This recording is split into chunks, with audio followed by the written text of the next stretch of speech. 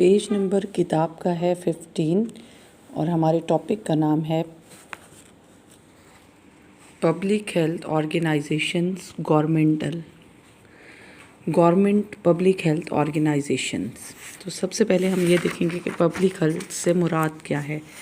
Public health से मुराद अवामी सेहत, जैसे कि Public health is defined as the science of protecting the safety and improving the health of communities through education, policy making, and research for disease and injury prevention। तो basically public health से मुराद वो science है जिसमें अवामी सेहत को improve करने के लिए जो है वो कम्युनिटीज़ को एजुकेशन दी जाएगी, ऐसी पॉलिसीज़ बनाई जाएंगी कि उनकी जो है हेल्थ वो प्रमोट हो जाए, हेल्थ जो है वो पीपल्स जो हैं वो हेल्दी रहें। तो इस मकसद के लिए गवर्नमेंट ने कुछ इदारे बनाए हैं जिसमें दर्ज झेल इदारे जो हैं वो शामिल हैं पब्लिक हेल्थ के लिहाज से, अवामी सेहत के लिहाज से। सबसे पहला इदारा जो है वो है डिस्ट्रिक्ट हेल्थ ऑफिस, यानी हर ज़िला में जो है वो हेल्थ का एक ऑफिस होता है जिसको डिस्ट्रिक्ट हेल्थ ऑफिस बोलते हैं। दूसरा है पब्लिक हेल्थ ऑफिसेज होते हैं, अवामी सेहत के ऑफिस। रीजनल हेल्थ डायरेक्टरेट एक ख़ास इलाके का। फिर इसमें शामिल है department of health services, ministry of health and population, primary health care institutions और academic institutions, research organisations, community development organisations, quality control offices और हेल्थ ट्रेनिंग सेंटर्स। इसके अलावा लोकल डेवलपमेंट ऑफिसेज, यानी लोकली जो हैं ये वो ऑफिसेज भी इसमें शामिल हैं। तो गवर्नमेंट के अंदर ये दर्ज झेल मुख्तलिफ़ किस्म के ऑफिसेज आते हैं जो अवामी सेहत के लिए लोगों को शऊर देते हैं, जिसमें सबसे अहम जो है वो डिस्ट्रिक्ट हेल्थ ऑफिस है, फिर पब्लिक हेल्थ ऑफिस है, फिर रीजनल हेल्थ डायरेक्टरेट है, रीजनल ट्रेनिंग सेंटर्स हैं, डिपार्टमेंट ऑफ हेल्थ सर्विसेज हैं और प्राइमरी हेल्थ केयर इंस्टीट्यूशंस के इदारे इसमें आ जाते हैं। तो इन इदारों के नाम जो है ये शॉर्ट क्वेश्चंस में आ सकता है, ये इंपॉर्टेंट क्वेश्चन है, इसको अच्छी तरह से याद कर लें। नेक्स्ट हम पढ़ेंगे प्रिंसिपल्स ऑफ हेल्थ प्रमोशंस, यानी हेल्थ को प्रमोट करने के लिए क्या अमूमी तौर पे असूल हैं। तो सबसे पहले हेल्थ को प्रमोट करने के लिए world health organisations, WHO stands for world health organisation. इन्होंने 1984 Ottawa charter, 1986 Jakarta WHO, 1997 promote social responsibilities for health involve the population in the context of other everyday life. तो बेसिकली अवामी सेहत के असूलों को उजागर करने के लिए वर्ल्ड हेल्थ ऑर्गेनाइजेशन ने 1984 में ओटावा में और जकार्ता में 1986 में कुछ असूल बनाए थे जो लोगों की सेहत को प्रमोट करने के लिए अहम किरदार अदा करते थे। तो इन असूलों में जो सबसे अहम असूल था वो ये था कि सबसे पहले ऐसी इन्वेस्टमेंट की जाए जिससे लोगों की सेहत जो है वो इंक्रीज़ हो, उनको बीमारियों का रिस्क कम से कम हो। तो इसके जो चंद प्रिंसिपल्स हैं उनको मैंने हाईलाइट कर लिया है। आप इसका शॉर्ट क्वेश्चन बना सकते हैं कि what are the principles of health promotions. तो मेन जो प्रिंसिपल्स हैं, असूल हैं, वो क्या है। नंबर 1 है इंक्रीज़ इन्वेस्टमेंट, यानी ज़्यादा से ज़्यादा इन्वेस्टमेंट की जाए, पैसा लगाया जाए ताकि लोगों में सेहत से रिलेटेड जो है वो शऊर पैदा किया जाए और सेहत से रिलेटेड उनको जो हैं वो फैसिलिटीज़ दी जाएं।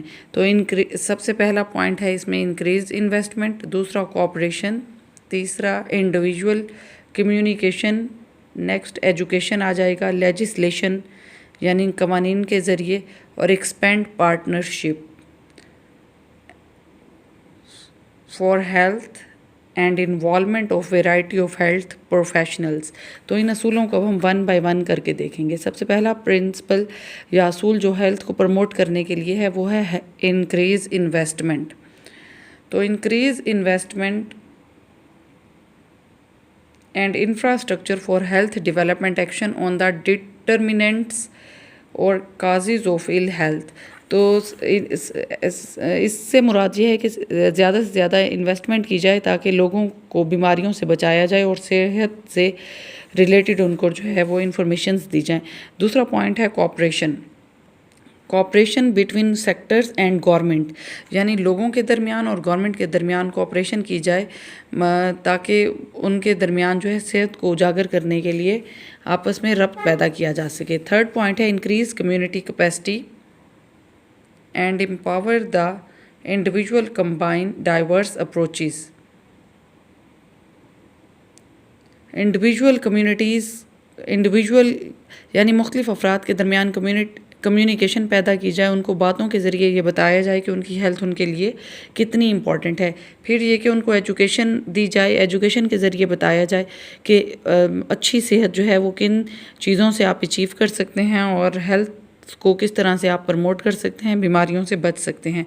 लेजिस्लेशन, कवानीन बनाए जाएं ऐसे जो हेल्थ को प्रमोट करें। फिर नेक्स्ट पॉइंट है एक्सपेंड पार्टनरशिप। दो इदारों के दरमियान पार्टनरशिप को एक्सपेंड किया जाए for health involvement of variety of health professionals, जिसमें पार्टिकुलरली इन प्राइमरी केयर ये चीज़ इसमें शामिल हो, यानी पार्टनरशिप को एक्सटेंड किया जाए ताकि मुख्तलिफ जो हेल्थ प्रोफेशनल्स हैं यानी जो डॉक्टर्स हैं या जो हेल्थ से रिलेटेड लोग हैं वो कम्युनिटी में आके लोगों को शऊर पैदा करें कि हेल्थ जो है वो उनके लिए कितनी इम्पॉर्टेंट है। नेक्स्ट है स्पेक्ट्रम ऑफ हेल्थ।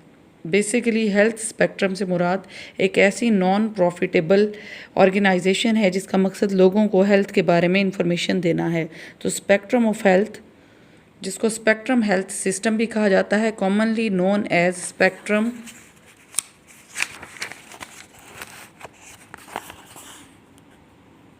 हेल्थ, यानी स्पेक्ट्रम ऑफ हेल्थ या हेल्थ स्पेक्ट्रम इसको कहा जाता है। It is a non profit not for profit, यानी it is not profitable organisation. Integrated mean इकट्ठी हुई managed care health care organisation. Basically ये वो हेल्थ केयर ऑर्गेनाइजेशन है जिसका मकसद लोगों को हेल्थ के बारे में इंफॉर्मेशन देना है और हेल्दी इन्वायरमेंट प्रोवाइड करना है। It is based in West Michigan. इस इलाके में सबसे पहले ये लॉन्च हुई थी, यानी वेस्ट मिशिगन में कुछ लोगों ने नॉन प्रॉफिटेबल एक ऑर्गेनाइजेशन बनाई थी जिसका मकसद लोगों को हेल्थ के बारे में इंफॉर्मेशंस देना था, तो इसी को हेल्थ स्पेक्ट्रम का नाम दिया गया। स्पेक्ट्रम हेल्थ सब्सिडरीज, इसके जो झेली इदारे हैं इसमें शामिल हैं हॉस्पिटल्स, ट्रीटमेंट फैसिलिटीज़ कि किसी बीमार का इलाज कैसे करेंगे, अर्जेंट केयर फैसिलिटीज़, अगर किसी को इंतहाई निगहदाश्त की ज़रूरत है या ज़्यादा एमरजेंसी की ज़रूरत है तो उसकी केयर किस तरह से की जाएगी, as well as physicians practices, doctors जो हैं वो किस तरह से प्रैक्टिस करेंगे और लोगों को किस तरह से हेल्थ से रिलेटेड इंफॉर्मेशन देंगे। That serve the western Michigan area. तो ये सबसे पहले वेस्ट मिशिगन एरिया में बनाई गई थी ये मैनेजमेंट, तो इसको स्पेक्ट्रम ऑफ हेल्थ भी कहा जाता है। इस बुक के अगर आप पीछे देखें तो इसी में इसका जो है ये उर्दू के में भी दिया गया है पेज नंबर 9 पे, लेकिन ख्याल रहे कि पेपर आपने इंग्लिश में करना है। तो पब्लिक हेल्थ ऑर्गेनाइजेशंस के कुछ गवर्नमेंट के इदारे हैं जो उनके उर्दू में नाम दिए गए हैं, आपने याद वैसे इंग्लिश में करना है। तो सेहत को फ़रोग़ देने के लिए WHO ने 1984 और ओटावा चार्टर 1986 और जगार्ता WHO 1997 में सेहत के लिए माशरती ज़िम्मेदारियों को फ़रोग़ दी और सेहत से मुताल्लिक़ तरक्की के लिए सरमायाकारी की, जिसमें हुकूमत और मुख्तलिफ़ सेक्टर्स के दरमियान बाहमी ताल्लुक़ को फ़रोग़ दिया गया और मुख्तलिफ़ तरीक़ों के ज़रिए लोगों को ये बताया गया कि किस तरह से उनकी सेहत जो है वो ज़्यादा इम्पॉर्टेंट है, जिसमें तालीम, कानून साजी, माली इक़दामात और माशरती तरक्की के हवाले से बातचीत की गई। नेक्स्ट सेहत का स्पेक्ट्रम हमने पढ़ा, जिसको अभी मैंने आपको बताया कि ये बेसिकली एक नॉन प्रॉफिटेबल गैर मुनाफा बख्श ऑर्गेनाइजेशन है जो सबसे पहले वेस्ट मिशिगन में कायम हुई, जिसका मकसद लोगों को मुख्तलिफ़ हेल्थ के बारे में बताना था और इसकी मुख्तलिफ़ तंजीमों में हस्पताल कायम करना, इलाज मुआलजे की सहूलत देना और इंतहाई निगहदाश्त की सहूलियात भी देना इसमें शामिल था। तो नेक्स्ट हम ये देखेंगे कि स्पेक्ट्रम ऑफ हेल्थ। तो जब spectrum of health basically it is a broad term, और इसको अगर हम देखा जाए तो इसके मुख्तलिफ पहलू हैं। सबसे पहले इसमें हम स्पेक्ट्रम ऑफ हेल्थ जो है वो स्टार्ट होगी पॉजिटिव हेल्थ से, और इसका सबसे एंड पॉइंट जो है वो है डेथ। तो स्पेक्ट्रम ऑफ हेल्थ का बेसिक मकसद क्या है कि पॉजिटिव हेल्थ या बेटर हेल्थ प्रोवाइड करना, और इसके साथ साथ ना सिर्फ बेटर हेल्थ प्रोवाइड करना बल्कि ये कि किसी भी शख्स को सिकनेस से, बीमारी से बचाना। और जो स्पेक्ट्रम ऑफ हेल्थ का एंड पॉइंट है उसको डेथ का नाम दिया जाता है। तो सबसे पहले स्पेक्ट्रम ऑफ हेल्थ में दर्ज झेल पॉइंट्स शामिल हैं। पॉजिटिव हेल्थ कैसे होगी, बेटर हेल्थ कैसे होगी। बेटर हेल्थ यानी हेल्थ को आप किस तरह से बेटर करेंगे। फ्रीडम फ्रॉम सिकनेस, बीमारियों से किस तरह से बचा जा सकता है। अनरिकॉग्नाइज्ड सिकनेस यानी ऐसी बीमारी या ऐसी सिकनेस जिसकी कोई शनाख्त ना हो। माइल्ड सिकनेस, माइल्ड मीन दरमियानी। सीवियर सिकनेस शदीद किस्म की। और एंड जो है वो डेथ। तो health and disease lies along a continuum. Basically अगर हेल्थ, सेहत और बीमारियों को देखा जाए तो इनके दरमियान एक रब्त है, और there is no single cut off point. इनके दरमियान कोई कट ऑफ पॉइंट जो है नहीं है। The lowest point on the health disease spectrum is death, it is objective type. तो जो सबसे लोएस्ट पॉइंट है हेल्थ डिजीज़ स्पेक्ट्रम का, उसको डेथ कहा जाता है। तो basically health fluctuate mean change होती रहती है within a range of optimum well being to various level of dysfunctions. Health जो है ये एक डायनेमिक स्टेट है बॉडी की। डायनेमिक मीन चेंजेबल, फ्लक्चुएट का मतलब ही चेंजेबल है, यानी हेल्थ जो है वो कभी भी स्टेबल नहीं रहती। बाज़-औक़ात ये इंसान हेल्दी होता है, बाज़-औक़ात वो किसी सिकनेस का या बीमारी का शिकार हो जाता है। तो इसके मुख्तलिफ लेवल हैं जिसमें ऑप्टिमल वेलबींग, मैक्सिमम यानी हेल्दी शख्स से लेकर और मुख्तलिफ लेवल्स तक ये फ्लक्चुएट करती है, चेंज होती है, जिसमें बॉडी का डिसफंक्शनिंग शामिल है और including the state of total dysfunctioning, जिसमें यानी बॉडी के तमाम ऑर्गन्स वर्क करना बंद कर देंगे। उसको क्या बोलेंगे, उस पॉइंट को डेथ का नाम दिया जाएगा। तो spectrum of health positive health से लेकर डेथ तक जो है ये काम करेगी। तो सब ये पता होना चाहिए कि हेल्थ जो है ये कभी भी स्टैटिक नहीं है, ये हमेशा साकी नहीं है, बल्कि ये फ्लक्चुएट करती रहेगी, चेंज होती रहेगी मैक्सिमम ऑप्टिमम हेल्दी स्टेट से लोएस्ट स्टेट तक, जिसको डेथ का नाम दिया गया है। The transition from optimum health to ill health often gradual. Transition mean तब्दीली, यानी जो सेहत की तब्दीली है वो मैक्सिमम हेल्दी शख्स से लेकर बीमार शख्स या बीमार सेहत तक, यानी अच्छी सेहत से बुरी सेहत तक किस तरह से होगी, उसके दरमियान मुख्तलिफ स्टेजेस हैं, जिसमें माइल्ड सिकनेस, सीवियर सिकनेस आ जाएगी। Where one state ends other state being, यानी अगर माइल्ड सिकनेस है तो वो फिर एंड करेगी सीवियर सिकनेस पे और फिर अल्टीमेटली डेथ हो जाएगी। तो ये मुख्तलिफ स्पेक्ट्रम ऑफ हेल्थ हैं।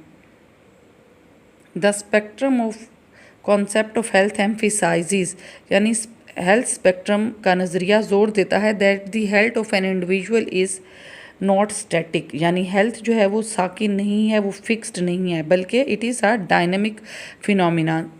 हेल्थ जो है ये डायनेमिक का मतलब है चेंजेबल। तो सेहत जो है ये कभी भी साकी नहीं होती। कोई भी शख्स तमाम उम्र सेहतमंद नहीं रहता। जैसे कि एक बच्चा है, फिर वो यंग होगा, जवान होगा, फिर वो बूढ़ा होगा, तो उम्र के साथ साथ उसकी जो सेहत का क्राइटेरिया है वो भी चेंज होगा। जिस तरह से यंग पीपल में से जो है सेहत है वो ज़्यादा एनर्जी होती है, सेहतमंद होते हैं, जबकि बुढ़ापे में तमाम ऑर्गन्स जो है वो उनकी फंक्शनिंग कम होना शुरू हो जाती है और अल्टीमेटली सिकनेस पे इंसान आ जाता है और फिर इंसान की डेथ हो जाती है। यानी तमाम ऑर्गन्स जो हैं वो बॉडी के फंक्शनिंग उनकी जो है वो लोअरेस्ट होना शुरू हो जाएगी। तो यही चीज़ हेल्थ स्पेक्ट्रम हमें बता रहा है कि सेहत जो है ये कभी भी स्टैटिक नहीं है। It is not a static phenomena, rather it is a dynamic changeable phenomena and a process of continuous changes.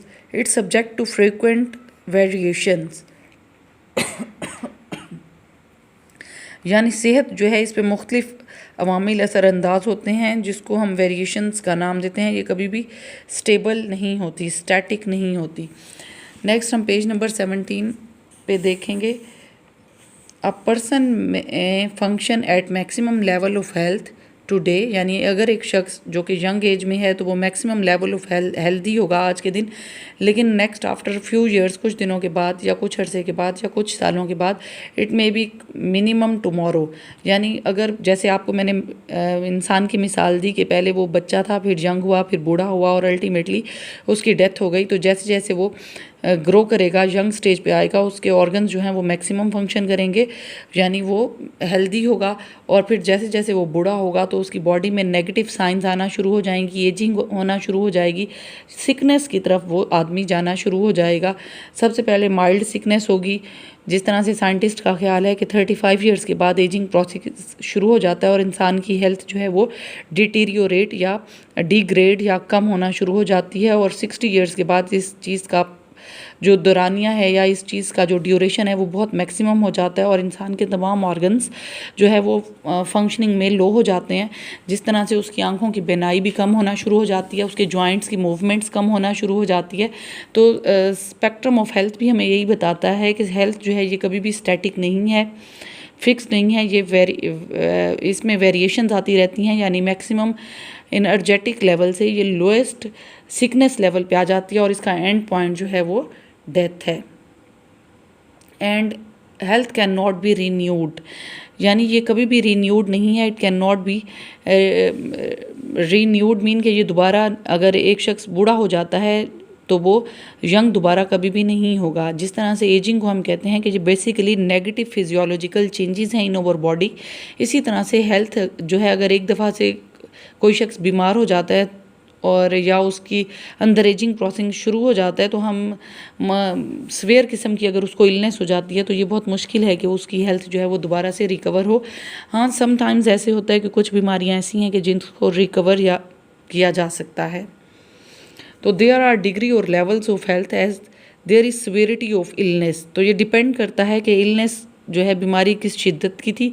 जिस तरह से मैंने आपको बताया कि जो एजिंग के हवाले से बीमारियां हैं वो तो रिकवर नहीं होंगी। जैसे with the passage of age इंसान के इवन जो दिल की शरियानें हैं उनके अंदर भी नेगेटिव चेंजेस आना शुरू हो जाती हैं और हार्ट मसल्स भी वीक हो जाते हैं, जॉइंट्स भी वीक हो जाते हैं, स्टमक की मूवमेंट्स वीक हो जाती हैं। इस तरह से विजन भी कमज़ोर हो जाती है। तो जो एजिंग के साथ इलनेस आएगी वो दोबारा रिकवर जो है नहीं होगी। लेकिन जो यंग एज में अगर खुदा न ख्वास्ता कोई बीमारी हो जाती है तो वो रिकवरी होने के चांसेस ज़्यादा हैं। नेक्स्ट हम देखेंगे कि स्पेक्ट्रम ऑफ हेल्थ की टाइप्स। तो बेसिकली 4 स्पेक्ट्रम ऑफ हेल्थ हैं, जिसको अगर हम देखें तो पहला स्पेक्ट्रम है स्पिरिचुअल, रूहानी तौर पे, यानी क्या उसका हेल्थ के साथ ताल्लुक़ है। दूसरा मेंटल, तीसरा है इमोशनल, जज्बाती तौर पे, और चौथा है फिज़िकल। ये बुक में कुछ मिसप्रिंट है, इसको दोबारा देख लें। पहला स्पेक्ट्रम ऑफ हेल्थ जो है ये स्पिरिचुअल आ जाता है, रूहानी, दूसरा मेंटल, तीसरा इमोशनल और चौथा फिज़िकल। इन सब का आपस में दरमियान रब्त है। जिस तरह से अगर आप देखें तो स्पिरिचुअल जो है ये कनेक्टेड भी हैं और डिसकनेक्टेड भी हैं। इसी तरह से मेंटल हेल्थ पॉजिटिव भी होगी कि इंसान पॉजिटिव सोच रखता है, और मेंटल हेल्थ नेगेटिव भी हो सकती है कि मनफी सोच उसके अंदर ज़्यादा है या मुस्बत ज़्यादा है। तो ज़ाहिर सी बात है जिसकी मेंटल हेल्थ पॉजिटिव जितनी होगी, जो मुस्बत ज़्यादा सोचेगा उसकी हेल्थ जो है उतनी ज़्यादा होगी। जो शख्स हमेशा नेगेटिव सोचता रहेगा उसकी हेल्थ जो है वो नेगेटिविटी की तरफ जाएगी। कहने का मकसद ये है कि फिर उसका दिमाग भी जहनी इंतशार का शिकार हो जाएगा। इमोशनल, जज्बाती कैफियत, अगर आप खुश रहेंगे तो आपकी सेहत भी अच्छी रहेगी। अगर आप डिसपेयर रहेंगे यानी नाउमीदी का शिकार हो जाएंगे, डिसअपॉइंटमेंट का शिकार हो जाएंगे, तो आपकी इमोशनल सेहत पे भी असर पड़ेगा। इसी तरह से फिज़िकल हेल्थ के हवाले से अगर आप फंक्शनल रहते हैं, आपकी बॉडी काम में लगी रहती है, फंक्शन में रहती है, तो आपकी सेहत अच्छी रहेगी। जबकि अगर आप हिलना जुलना बंद कर देते हैं या फंक्शनिंग बंद कर देते हैं, इनएक्टिव हो जाते हैं, पैसिव हो जाते हैं, डोरमेंट होकर बैठ जाते हैं, तो बॉडी जो है वो डिसफंक्शनिंग का शिकार हो जाएगी और आपकी फ़िज़िकल सेहत पे भी असर पड़ेगा।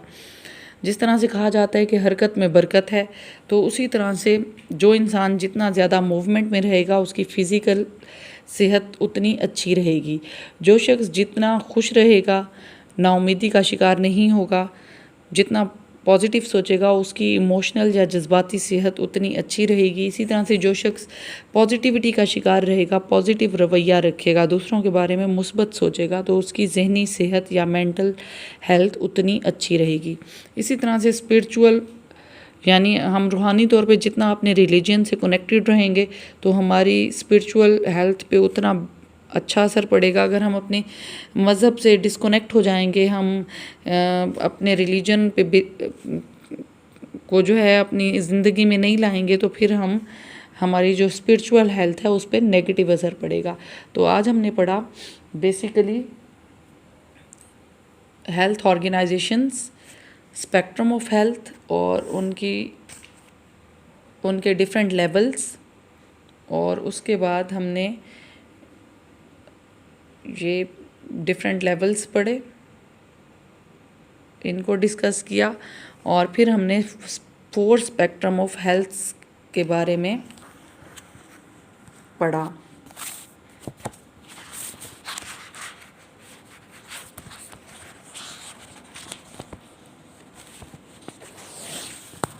इसके अलावा अगर हम कुछ और देखना चाहें तो बेसिकली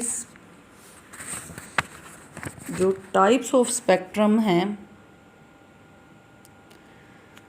उसमें अगर हम देखें तो वो चंद चीज़ें इसमें शामिल हो जाती हैं जो कि इम्पॉर्टेंट हैं। जैसे spectrum concept used in research और clinical practices includes the following. अगर हम क्लिनिकल पॉइंट ऑफ व्यू से देखें तो हेल्थ स्पेक्ट्रम के अंदर दर्ज झेल चीज़ें शामिल हैं, जिसमें एंजाइटी यानी बेचैनी, स्ट्रेस वगैरह शामिल है।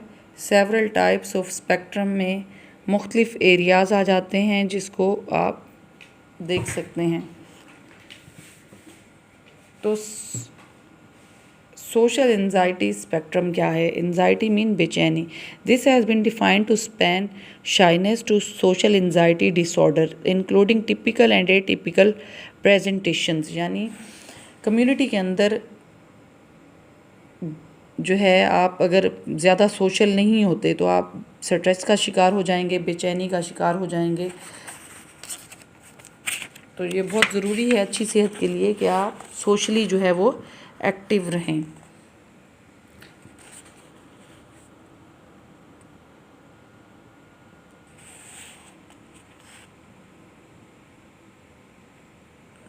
ये चीज़ें जो थी ये स्पेक्ट्रम ऑफ हेल्थ के लिहाज से इम्पॉर्टेंट थी।